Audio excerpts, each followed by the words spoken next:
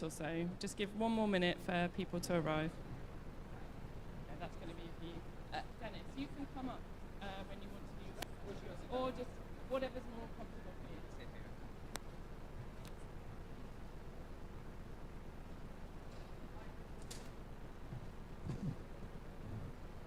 Just going to give it a minute.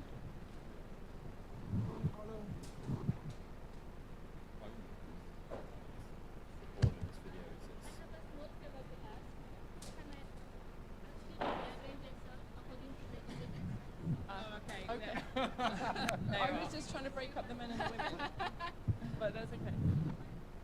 So I'm going to come down that and then... Thank you so much.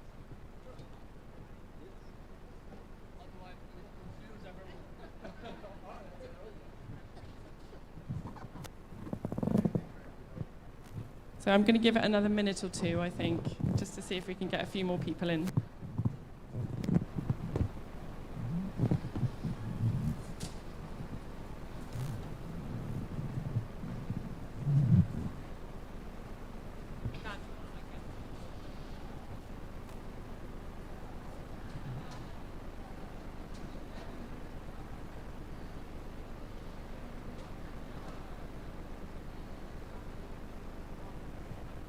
Okay, I'm going to kick off. So this session is in person, but it's also online, so a very warm welcome to our online audience as well. Good morning, and welcome to this session on transformative innovation and standards. My name is Dr. Virginia Newton-Lewis. I'm the Research and Strategy Lead at Our 2050 World, which is a collaboration between ISO, the UN Race to Zero, and UNFCCC's Global Innovation Hub. Our 2050 World is convened by the British Standards Institution. Thank you so much for making it here as we reach the closing stages of these hectic but inspiring 2 weeks of the COP. Over this time, we've heard a phenomenal amount of information about new advances and initiatives that are really placing the role of standards and regulation for net zero in the spotlight. A key example, which we're going to talk about later with Emily, is the report from the UN's high-level expert group on net zero.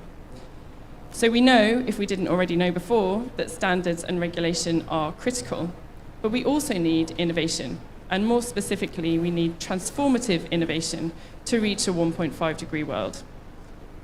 But how do we spark and cultivate that kind of innovation, and how do we sustain and nurture it? Certainly, standards play a role, how we make them, how we use them, and how we talk about them.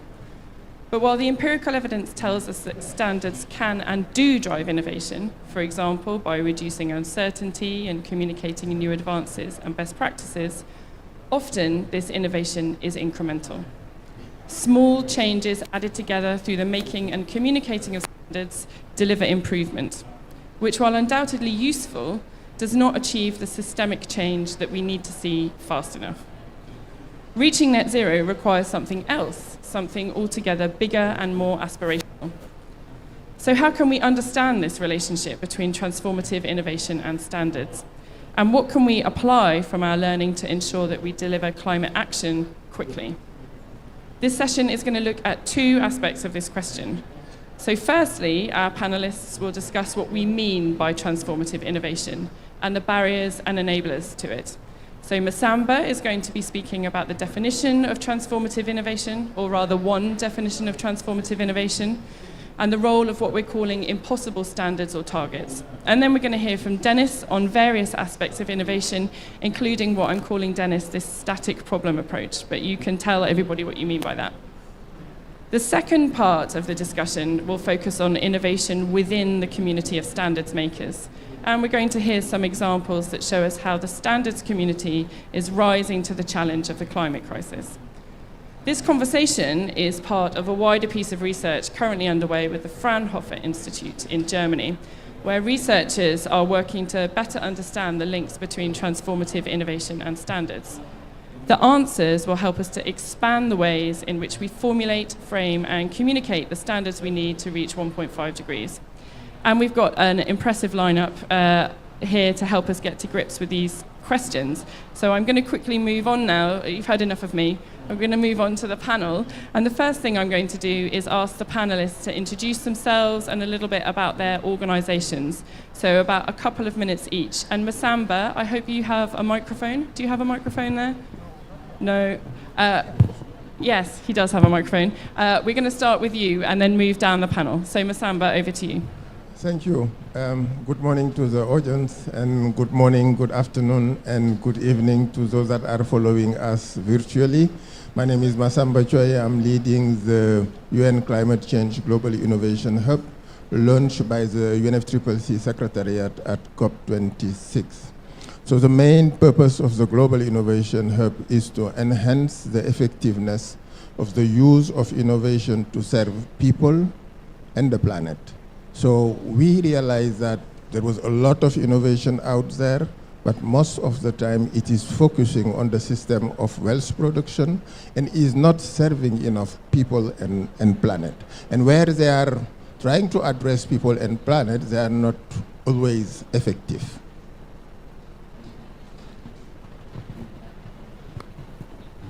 Thank you very much, Massamba. My name is Silvio Dulinsky. I'm the Deputy Secretary General of ISO. Good morning. ISO is the International Organization for Standardization. We were created by the UN in 1946 when they brought together the national standards bodies to create an international organization that would align the standards around the world for the various needs of society. We have currently 166 members from around the world. 2/3 of them are from, 3/4 of them are from developing countries. More than 50,000 experts working in 800 different technical committees, maintaining, reviewing, and creating a full catalog of 24,000 standards. It's really underpinning the whole global economy. Everything that is commercialized in between companies and governments and consumers actually are using international standards in order to ensure that the interoperability along the value chains. Thank you. Thank you very much. Dennis Pamlin, the Executive Director of Mission Innovation's Net Zero Compatibility Initiative. We were created in Paris and with an explicit purpose to see how can we develop some kind of guidance for those at the innovation front, how they can assess. At that time we call it avoided emissions, now we call it 1.5 global sustainability compatible solutions. Bit of a mouthful. My original role is in RISE, which is sort of a standardization body in Sweden, because I think that is the kind of body that are needed to drive transformative system change if we're not going to have just pockets, but the broad system change. So that's me. Thank you, Dennis. Good morning, everyone, or potentially afternoon to people who are watching online. My name is Emily Fain, and I am the Policy and Engagement Lead for the Our 2050 World collaboration that Virginia introduced earlier. Our 2050 World is a collaboration between the lovely folks here at the UNFCCC Global Innovation Hub, the UN Race to Zero campaign, and of course ISO, the International Organization for Standardization, convened by BSI. And what our 2050 World ultimately aims to do is to accelerate the transition to net zero through standards and make sure that the fantastic work that is already being developed through many voluntary initiatives is streamlined and accelerated even further through the convening power of standards. So it's great to be here with you to speak about this work. Thank you very much, Emily. And I'm actually going to take a seat over here to make this a bit more cozy as I ask questions to the panelists. So bear with me a second as I march across the front of you here.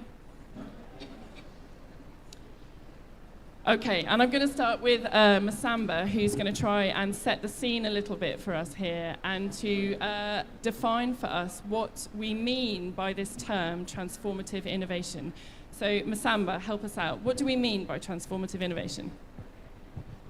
Thank you. This is a very important question.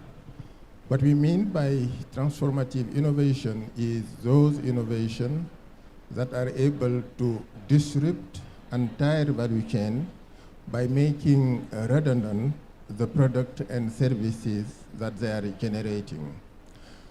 This type of innovation are extremely important in the sense that they allow to address a lot of issues in one go. They can serve address the climate goal, but they can serve also address a lot of other sustainability goals, such as, for example, the preservation of natural resources, and also providing flourishing life to people.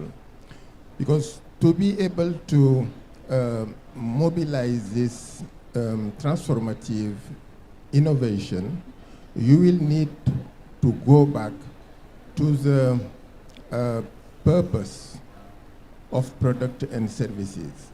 You have to go beyond the means and really go to the purpose and try to figure out how the purpose of product and services, how the core human need that product and services are satisfying could be satisfied differently using innovation.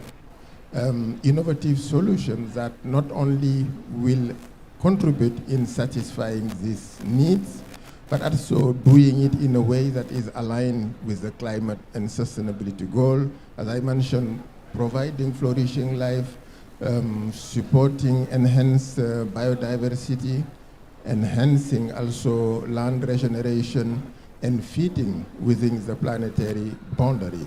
Just to give an example, think about streaming and download of music that has contributed to the dematerialization of music support, and which made redundant the compact disc and disrupt the entire value chain of compact disc.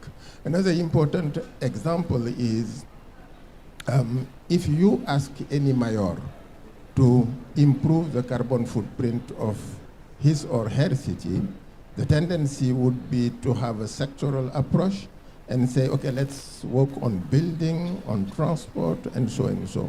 And on transport, one of the first reaction would be to say, to reduce the carbon footprint of my city, I will support a shift from combustion engine to electric vehicle, which is good.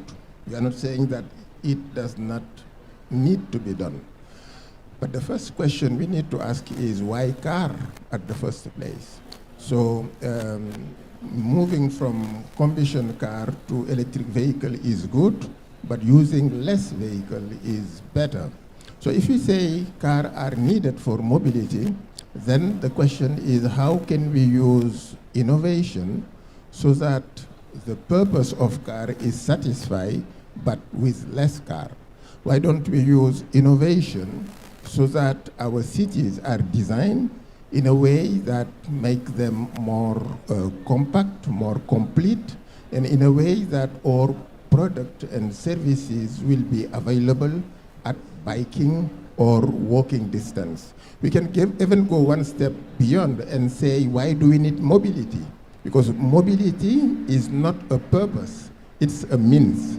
The purpose behind mobility is access to product and services. Then we can ask the question how innovation can be used so that we can access product and services without needing mobility.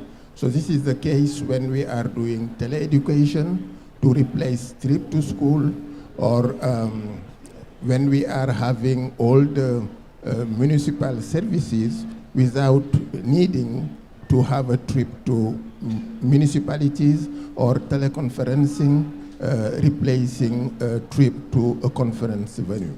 So these are the most transformative type of climate action that actually innovation can support.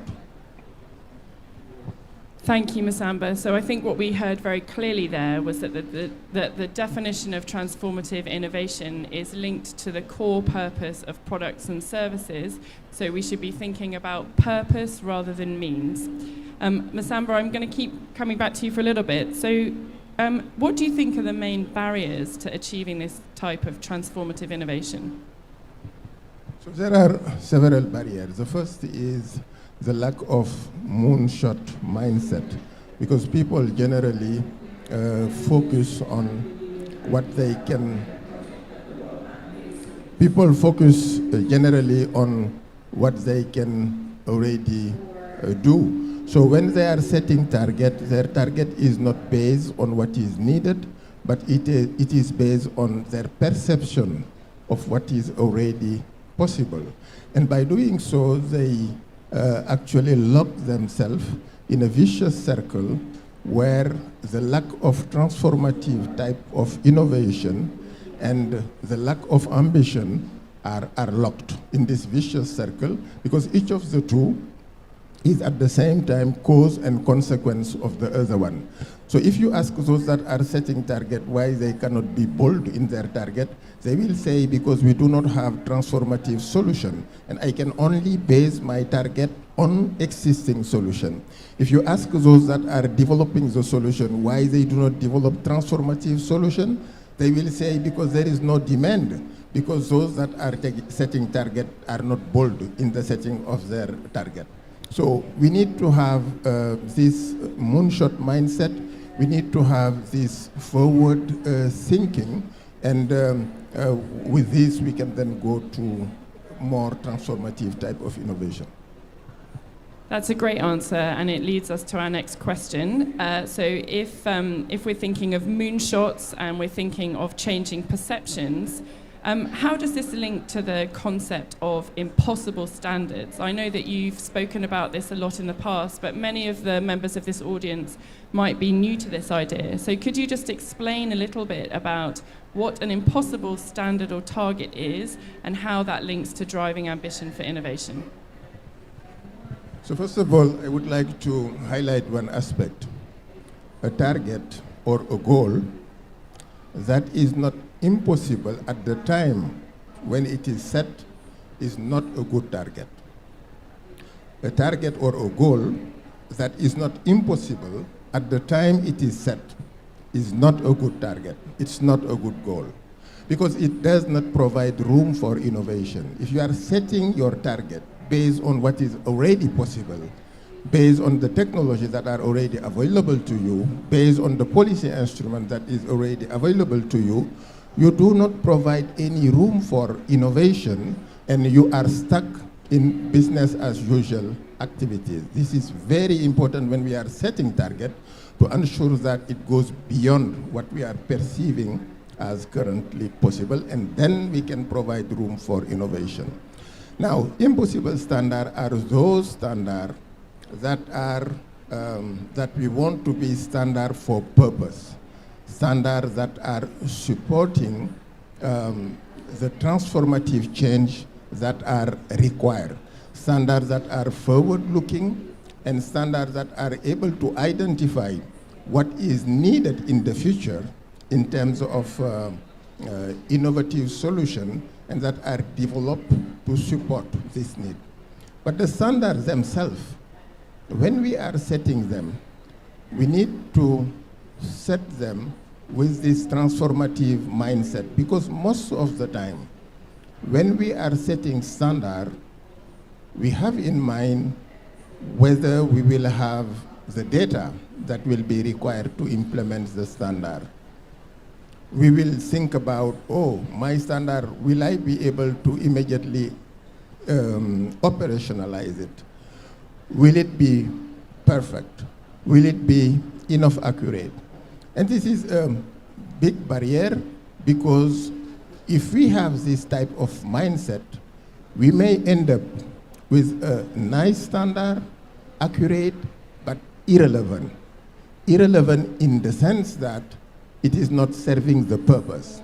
And this is why it's really important when we are developing standard to have as starting point, what is the purpose? We need to ensure that the standard is relevant. Now, it may have a gap in terms of, let's say, the level of accuracy. Some of the requirements may not be perfect, but it's not an issue. We have to promptly start and implement and learn lessons from implementation and further improve. And in that regard, the net zero guidelines that has been recently launched by ISO is an example of this impossible standard, because the focus is on what is needed.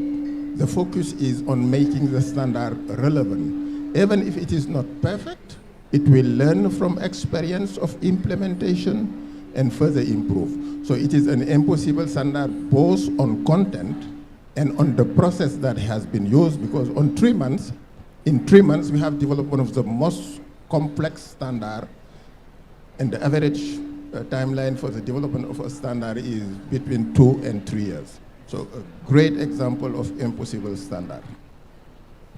Thank you so much, Massamba, and thank you for name-checking our guidelines document.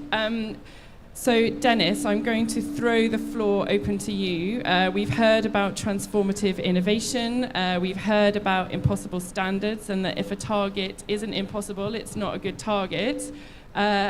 Given your work at Mission Innovation, you have a great overview of what's needed to enable transformative innovation. And I'd like you just to give your pitch and your overview on that and where you see the role of standards. And could we have the slides behind us change so that Dennis... Oh, okay. Amazing. Thanks a lot. So, yeah, we're going to follow up on Massamba, but also to show we are not in agreement. I don't think the use of impossible standard might be the best. I'm a scientist. I think we need to differentiate between impossible standards, natural standard, what cannot be done, and what is seen as not possible because of current social, economical, legal boundaries. Those are not really impossible, as Massamba was saying. Just so we clarify that, I don't think we should set standards that are impossible by natural science. There's no science to get us there. But we need to acknowledge that much what is seen as impossible is not really impossible. But just to take a step back then, for us, it's really about, as I said, I love standards. I love guidance. We have Johan Falk here sitting in the audience who's trying to develop these kind of guidance for companies who wants to become solution providers. But we are really much stuck in this static problem approach. We're looking at existing sectors and we ask them to reduce their emissions. That's sort of the concept. That's where this sort of race to zero, science-based reduction targets, that's how they focus. And that's great for incremental improvement in a current system. Assuming that the world will look the same, that's the way to move forward. So we should do that. But if we only do that, if we would have those things 30 years ago, we would sit not with mobile phones, but with fossil-free typewriters. So how do we bring about innovation into this system? Not just reduce the emissions from current sectors. So that's where we say then, we need to focus on human needs and what are the new solution providers. And my work is, of course, with the startup community. And very many of those are having fundamentally cool new ideas. And many of them are transformative in a way that many older men has a hard to understand. Because it's not high tech, it's low tech. It's about city planning, allowing people to walk in cities, for instance, which is work with OECD, for instance, really transformative in terms of thinking, but many people don't say that doesn't qualify as transformative for us because it's not new technology. Many innovation programs will not fund that as an innovation even. But that's where we see now, ISO has done a fantastic job in trying to help people to reduce their emissions from current sectors. That's been the demand to comply with all these standards. But my question is, as we move up here, what is the role then possibly for ISO and us, my own organization, RISE and others, to really set new kind of guidance standards, whatever we should call these. And just taking a step back, and it's sort of coming back to my examples on the fossil-free typewriter, the way we organize our society, Minister of Transportation, the different sectors in the investment community, it's based on the 19th and 20th century infrastructures and thinking. We have a Minister of Transportation. We should have a Minister of Access, because during the last 100 years, the way you plan things was to cars and buses. Now, as we've done with OECD and others, that's not the way to shape the city. Because you can get your medicine with a drone, you can get your spare parts with 3D printers, you can meet virtually. So all of a sudden, the needs that I have as a person can be met in fundamentally new ways. But most of the standards and the organizations and the way we structure things, the product labels we do, hold us back in this product sector base, while we have this new world with so many new opportunities. And the technologies and the solutions are emerging so quick So we don't really can be able to keep up with them with the new things. And I think that's where ISO has done amazing new work in trying to speed run things in a way that it hasn't done before. So that's also, but ISO and everyone else, I don't want to highlight ISO as being in the 1990s. We're all there. But how do ISO move into this new world?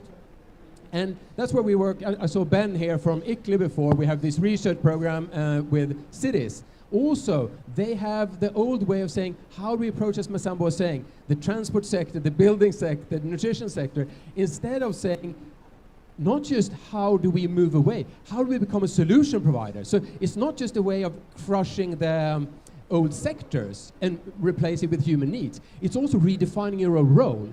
We want everyone also to become a solution provider. So why are we inviting cities here only and saying, how much have you reduced your emissions? Why aren't we asking them, how are you using your incubators, accelerate and startup community to give the world what they need? And I think the Global South are ahead of us.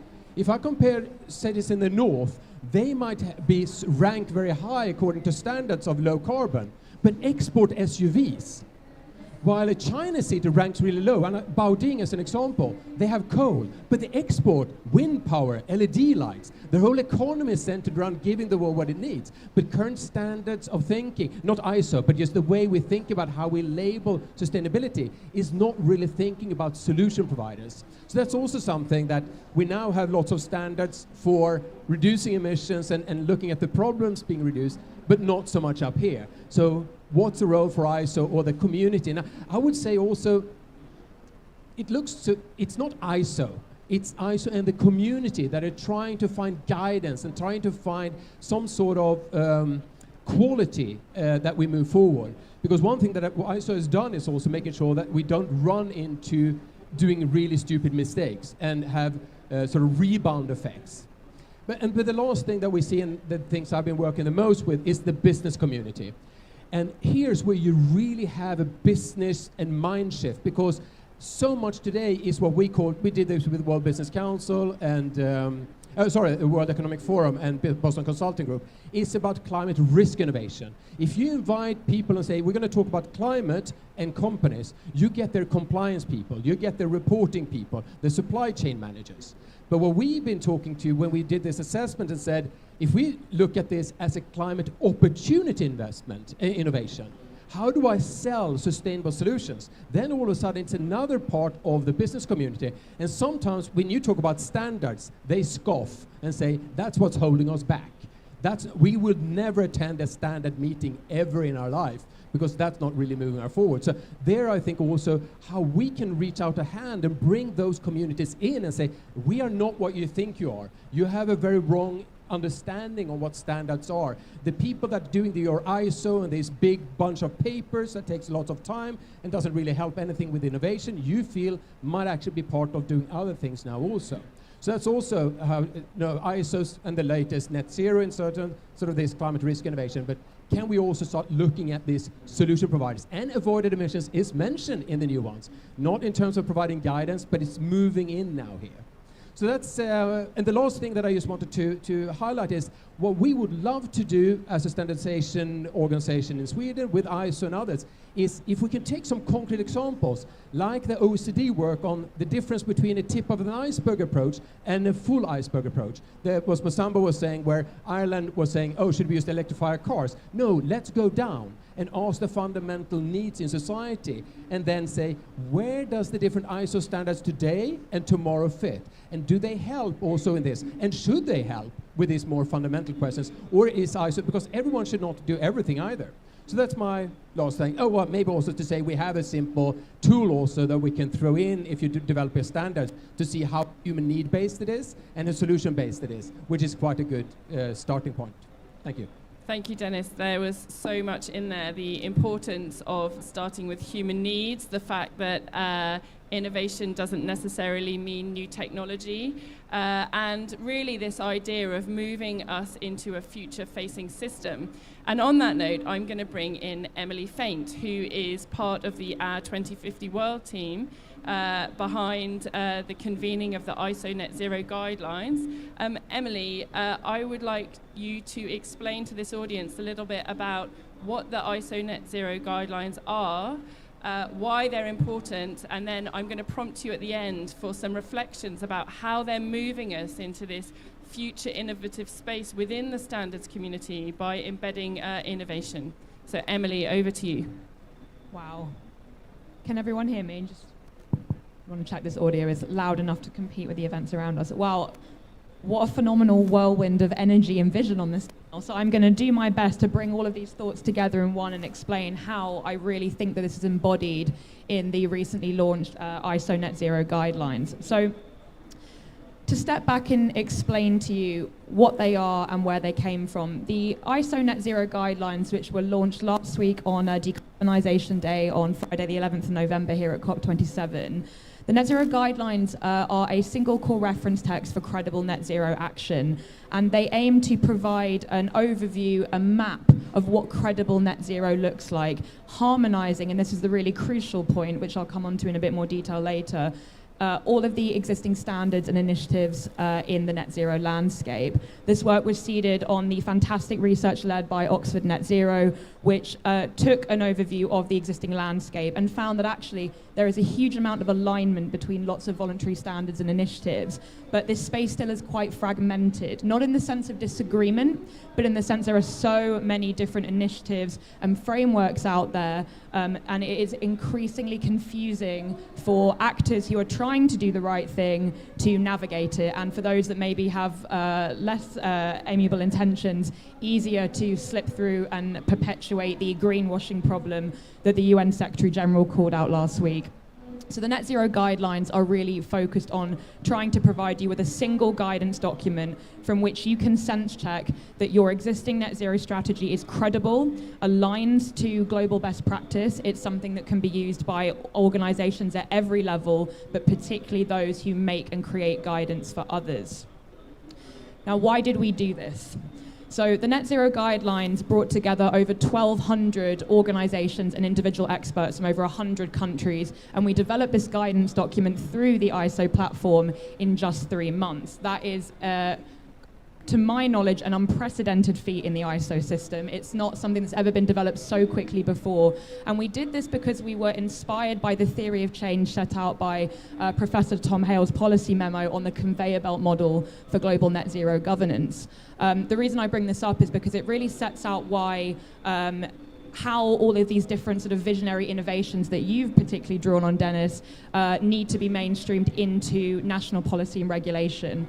On one side of the model, we have the fast-paced, agile, and innovative voluntary initiatives, many of which you can all think of. Race to Zero is a fantastic example. But then on the other side of the conveyor belt model, we have the slower to move but much more binding levers of governance like national policy and regulation. The question is, how do we get from one to the other? The conveyor belt model theorized that actually the missing link, to put this in sort of simple terms, is the international standard system. We need infrastructure that can scale and harmonize the existing best practice on this side of the conveyor belt model, scale it across markets and sectors quickly so that it can be embedded easily into national policy and regulation. So that is why we set out to convene all of these fantastic actors into the international workshop agreement process and develop this single core reference text. So that hopefully gives you an overview of what the Net Zero guidelines are, why they're important, and we can also get into, hopefully, why this will be a really innovative product that can really help this space.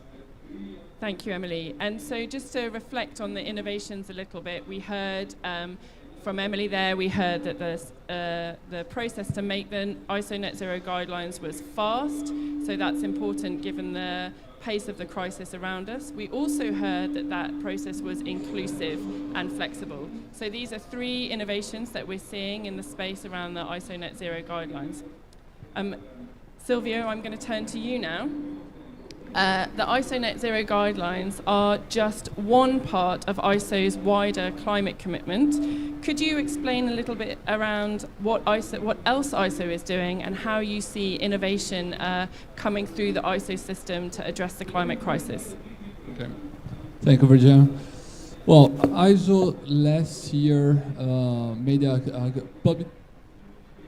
public commitment to the London Declaration, as the London Declaration, to incorporate climate science in all the development of our standards, the review of current standards and developing new ones, as well as to incorporate the vulnerable communities in this process of developing standards.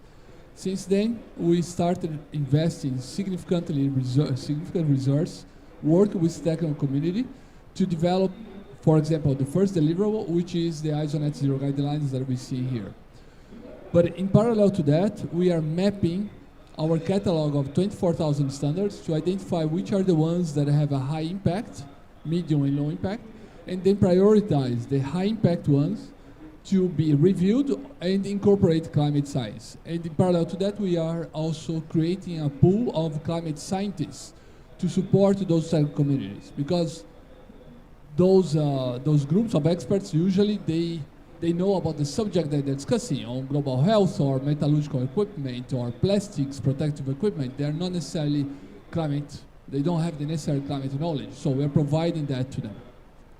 And through this process, we believe that that's our strong objective, that among the high impact ones, that we can go towards the direction you are mentioning, Massamba, that we set the targets in an ambitious fashion, so that what are the performance that is expected, what needs to happen, even if the technology is still not there. And we do have concrete example about how ISO has already developed a standard similar to with this approach. The 30,500, doesn't matter the number, it's a standard for toiletries.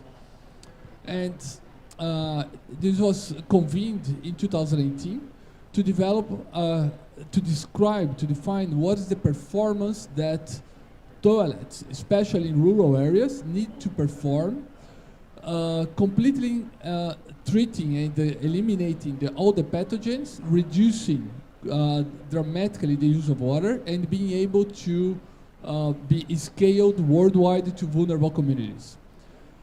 And here I made a mistake typical that is from our technical communities against what Dennis was saying. I started from the functionalities. I started about the technical specification instead of the global need. And that's the risk that we usually have, and I just fell into it, right? It's like, what was the human need there, right? It's like, and that's how the technical community started, and then went to those technical specifications. And that is so difficult to break that circle, right? Even when we have that strong, genuine intention. So this is a very concrete example where this group of experts defined, it's like, what is the vision, what are the performance that needs to be achieved, even if the technology still doesn't exist. And that is very in line with what we're describing, and that we find very exciting, especially for the next phase of our climate commitment, which is to work on these priority high impact standards for the climate ambition. That's great, Silvio. So what we heard there was that there's already precedent within the ISO system of setting standards at the level of aspiration and human need to drive the technology underneath them. And we're also hearing about this fantastic piece of work, this climate commitment that ISO has to review its back catalogue of standards against mitigation and adaptation, and to revise them in line with what's needed. So that's amazing to hear about that work, Silvio. While you have the microphone, I'm going to ask you a little bit about what your goals are for the standards making community and for ISO over the next 12 months, and what you want to achieve by COP28. Well, I think the main objective for the next cycle is really focus on what are the human needs related to to different sectors. What are the different human needs? And actually, when we think about mobility, what are the needs in mobility? When we think about health, what are the needs in health? And this year in this COP, our main deliverable was the I0 guidelines. For next year, our ambition is, okay, how do we now bring solutions and aspirations to all different areas of activity that actually bring those net zero guidelines to the reality for specific stakeholders. Because, and I was engaged in a very lively discussion with Dennis before we started. What happens is that at ISO, we do need to provide solutions for concrete companies or governments, regulators across the world in developing countries that are companies with, the example that I gave, a metallurgical company with 500 employees at the outskirts of Johannesburg that are providing metal equipment for the mining industry. How do we help those companies to become 1.5 degrees compliant, actually? One thing is when we have these conversations with the global leading companies that can have the reserves and more visionary aspirations to shape their industries. But ISO, it's like our role, it's also to support the millions of SMEs across the world that they are not shaping their industries, they are takers. And how do we support them in that process? It's like, that's a big responsibility that we have. That it's like the cliche of changing the wing while we're flying, right? It's like we do need to change our system to be much more visionary and bring those aspirations to our standards, but we also need to continue supporting very concrete needs of entrepreneurs and regulators, communities, cities. One work that we are doing with smart cities is fabulous. It's like mentioned here. But for a major, once they develop those great aspirations, then they also need to get to the nuts and bolts, get into the weeds, and have the concrete solutions. And that's what we want to provide. Thank you, Silvio. It sounds like a very exciting year ahead. Massamba, one more question to you, which is, what would be your call to action to drive transformative innovation through standards? You're speaking to many members of the standards making community here now. You're speaking to some members of the water community and of the net zero community. What's your call to action? Actually, my call to action would be to repeat what he just said. So I think all the points that he made are the key things that need to be implemented. We need to have standards that are standard for purpose and that are based on the real needs. We need to have standards that are forward-looking standard. We need to have standards that are developed with this moonshot way of thinking where the focus is more on relevance, knowing that whatever gap you have somewhere else will be filled by innovation. So I think one thing that could be really important to do is to very quickly implement at scale the net zero guideline, particularly in developing countries. And then we will realize that there is one gap, in my view, that will need to be filled very quickly. We have been focusing on decarbonization and emission reduction, which is important and which is good. But for developing countries that do not have a high level of emission, what is more important is clean development and avoided emission. And I guess when we will try to implement at scale this standard in developing countries, we will realize that aspect. And then at the next round of revision that also I hope will take place very soon, this thing will be addressed.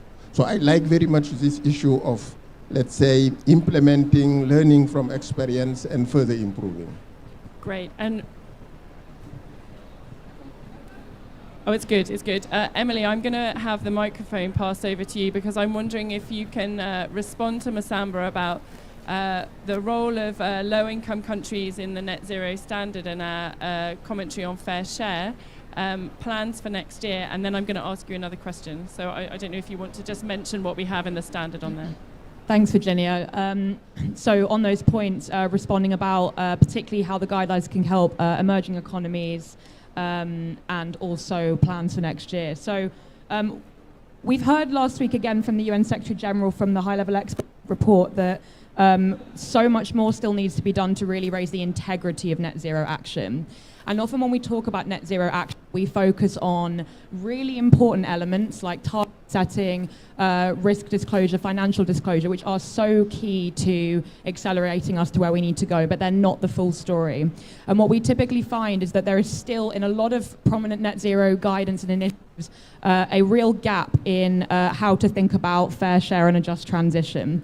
So this was something that was really important to us when we developed the scope for the net zero guidelines, and why it was, again, so important to us that we led an inclusive process through the IWA on the ISO's platform that could bring participants from over 100 countries together. So the net zero guidelines has an entire section on wider impact, equity, and a just transition. And we really make sure we put the emphasis on where it belongs. And that is those actors with the greatest resource to act now and the greatest capacity to help others. It's something that is really emphasized throughout the document. If you have more resource, whether that be financially or through people or through networks, you should not just be thinking about your own net zero target and your own net zero actions, but how you can be providing solutions to others. That's something that we're really key on. Another element of this is that you should not be underestimating the role and interconnectivity of your net zero mitigation actions and how this impacts biodiversity and other key considerations like the rights of indigenous people. In fact, we have a principle on equity and justice in the net zero guidelines, but also, and I think this is a really great example of the success of the inclusivity of the process, we have a principle on the importance of scientific-based decision-making and indigenous knowledge. Now, that distinction was made for a reason, because often when we think about science-based evidence or science-based decision-making in net zero, there can sometimes be a tendency to refer only to sources of truth and evidence that come out of high-income countries, high-income universities and think tanks. But actually, we shouldn't forget the crucial role of indigenous communities, their custodianship of the land they run, their knowledge developed over centuries of the biodiversity and what the land they look after needs. If your net zero strategy does not account for these things, it is not a good net zero strategy. And that is what the guidelines are really clear on. And again, that is really emphasized by the report last week from the UN Secretary General. Thank you very much, Emily, for that important point. One more question while you're here. We see that there's a new impending regulatory environment for net zero. Given that, what are the things that you think we might want to think about when we look at regulation coming and the impact it will have on innovation? Thanks, Virginia. So, sorry, we might be having some audio problems. So this question is on future regulation, innovation, and what we need to think about when we develop a new regulation for net zero, which again was called for by the UN Secretary General last week, that all countries should establish a task force on net zero regulation. So to begin on this point, I want to refer to the Pivot Point report that was published by the UN High-Level Climate Change Champions in September, which brought together actors, including our 2050 world, together to comment on what's really needed to realize this vision. And there are three main calls that I'd like to pick up on this point. The first is that we desperately need greater harmonization of existing standards and initiatives. And this is where the net zero guidelines is really a key instrument in delivering on this. The next point, though, to your question on regulation is that we need to remove inhibiting regulations that no longer respond to the pace of innovation needed and prioritize human need, which I know is something that Massamba and Silvio have really emphasized on this panel today. And thirdly, that we need to design new regulation that allows for flexibility, adaptation to changing needs, and also technology and capacity that we develop, and also make sure that we consider the proportionality of regulation. It's so key that the regulation we design through these new task forces for net zero do not strangle the innovation that we simultaneously need to be accelerating. So that, for me, I think is really key, and something, again, that we paid really close attention to in the process of the net zero guidelines, to make sure, one, that we name-checked regulation and the role of regulators in it as rule setters and guidance providers for others, but that we also made sure that we could develop language that was robust, closed greenwashing loopholes, but left enough flexibility that it could be applied in multiple jurisdictions and accounts for the variation of sort of targets in law, for example, and capacity to act. Great answer, Emily. So what we heard from Emily there was that as we regulate for net zero, we need to pay attention to proportionality, flexibility, and adaptability to ensure that while we have the very crucial regulation we need, we still see transformational innovation. So we have about 10 minutes left of this session, and I would really like, if the microphones allow us to open the floor to questions. So Dan is here with a roving mic. You can also take mine, Dan, if it fails. Does anybody have a question?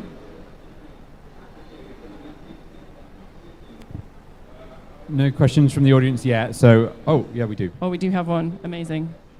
If you could say your name when you... Hello, yes, I'm Johan Falk, Exponential Roadmap Initiative, and firstly just thanks for all the brilliant work, excellent work, both with the net zero standards but also the solutions agenda. It's incredibly important. And we are also part of the standards work, as you know, so we're working on different front lines. But from our perspective, we onboarding companies like some of the leading companies, and our strategy will be to push them in the direction of providing climate solutions. Of course, they're focusing on their value chain, pushing down, halving their value chain emissions, but the key agenda will be to get them to move to accelerating the climate solutions and contributing to global net zero. So we're very keen on working together on getting standards in place, so it's possible for companies to set targets and also to measure their transformation journey. Two things. You mentioned updating of the standards in ISO. I would recommend that we also look at climate plus nature plus circularity when you review the standards. I think they can go very much hand in hand in terms of setting KPIs instead of doing it separately. So that was one point. Another question, which is a question, on the net zero standard, we are the only initiative which is raised to zero accredited, which onboard what we call climate solutions companies. And we see some gaps, of course, in the net zero standard because it doesn't really work for high growth climate solutions companies to set absolute targets. We 100% know that. So we apply another principle like intensity. I think it's really important that the net zero standard look at an update next year so it doesn't block climate solutions companies to also be part of setting net zero targets. So that was my input or question, if you're planning to do that. Thank you very much. So there was a point there about looking holistically across not just climate, but also nature and circular economy. And then there was another question there, I think, which maybe, Emily, I'm going to hand your way around the relationship between the net zero standard and high growth climate companies. And was it about emissions intensity? Was that the... We need to make it possible. If you start a company with 10 people growing to 1,000 people, you might have to raise your emission over a period of time if you're providing climate solutions. And we need to be able to incorporate that in the standard. You see what I mean? Which is not really possible today. Thank you, Emily. Thank you for that question. So the net zero guidelines do sort of name check circular economy practices and nature in them, but I absolutely take your point. I think these points can be expanded on more. As was mentioned earlier, and Massamba's highlighted this point, I mean, this document was developed in 3 months and really focused on consolidating existing best practice, framed around a very clear scope of how can we operationalize the goal of 1.5 degrees that the Paris Agreement states. But absolutely more does need to be done on this, and I know ISO is committed to making sure this document is updated. I'd like to flag that this document is called the Net Zero Guidelines for a reason. We don't call it the Net Zero Standard because it's not a requirement standard. So your point about not strangling sort of high growth companies is a really important one and something we were really mindful of. So there's no, this is a guidance document that helps steer those who are unsure or unclear of what good net zero action looks like to get on track and to meet these goals. But high growth companies can absolutely go further, and we actually include language in the guidelines about how you can go beyond what's in there if you have the capacity to do so. There's also a final clause at the end on improvement to make sure that we acknowledge that very good point, which is that you can always do more, and the pace of innovation and improvement of processes and technologies will absolutely be continuing. So you should be taking into account the latest best practices as you apply these guidelines. Thank you, Emily. I can see Kaya with her hand in the air. We'll take Kaya's question, and then Massamba, I'll ask you to intervene. So Kaya, go with your question, and then I'm coming to Massamba on the panel here. I love this community. It's a round table now. I know. So this is a direct response to Johan on the ISO IWA with a question following to the panel. So part of the challenge with how to define climate solutions company or to even define avoided emissions in the IWA process was that there was quite a lot of competing interests in the process that wanted to sort of conveniently define those things for their own kind of special interest. And there was quite a lot of confusion about what avoided emissions means, how you calculate that. And I think that this evidence is, that we need possibly a separate roundtable to create a standard on climate solutions, on avoided emissions, an impossible standard, for example, to drive innovation. It was an important call, I think, that we were quite strict with companies about not over-claiming the impacts that they make on society as part of their value chain mitigation. But we did include an important section in the IWA on beyond value chain mitigation, going further, and it references some of the exponential roadmap kind of text on beyond value chain mitigation and maybe going beyond net zero, for example. So my question to the panel, I'm really so curious about this. If we were to develop a standard on avoided emissions, on innovation, on climate solutions, say a climate solutions company standard, what would be the right title and frame? Oh, what would be the right title and frame? So I'm going to let Massamba, because he wanted to respond, and then Dennis, I'm going to let you respond directly to Kaya. So Massamba first, and then Dennis. So I would like to add on what was just said, because the 2 points that you have made are linked. When you are saying the standard, when you are saying there was not enough space for enhanced circularity of economy and not enough space for solution providers, the main challenge is in both cases you need to be able to calculate avoided emission, because the two most impactful type of climate action aiming at enhancing the circularity of economy is making product redundant or replacing a product with one functionality with another one that has several functionalities. And in both cases, it's about avoided emission. If you are a solution provider, here again, this is about avoiding emission because you are not reducing your own emission, but you are providing solutions that allow others, that enable others to reduce their own emission.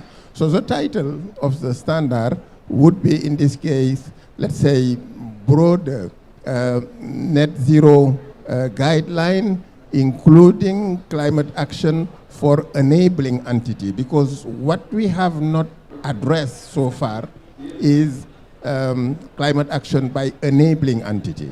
Thanks, Ms. Oh, I'm going to take this. Thank you. The way we move forward for avoided emissions and delivering of these things, my dream scenario would be to work with ISO and others with incubators. We had a call the other day and launched with Indian incubators and a few others that incubators are going to arrive with more than a gigaton each to next COP. We would love to work with innovation and the standard community to say, how do we get those incredible way? That's also a fantastic group because they don't have any bias. I understand that you have lots of people. We have that when we learn, because that's also where it's a PR and communication driven agenda to a large extent in this net zero community. It's just company want to claim net zero. And then of course they want to add as much things as possible. If you work with incubators, they want to know seriously what should they focus on to bring the most possible impact in society. So they are much better. And maybe also some impact investors that we work with, because they are also sector neutral. They don't really care where those solutions come from. So I think it's also in the way ISO is set up now, work with a little bit more on compliance and PR-driven stakeholders rather than innovation-driven stakeholders could be a really good example of that. So that would be fantastic for us to do because it's a work that is already going, and there's a lot of incubators who are looking for guidance on how to really move forward, and that's where the new solutions are actually born. Thank you so much, Dennis, and I'm afraid to be out of time. I could just see the conversation getting going, so I'm a bit sad to draw it to a close. We've heard so much today. I think some of the key takeaways are around purpose, setting standards with purpose and aspiration focusing on core human needs and really trying to make sure that we're facing the future in the way that standards are being used to enable both transformative innovation and to address the climate crisis. So thank you ever so much for coming, everybody, and we can continue the discussion outside. Thank you.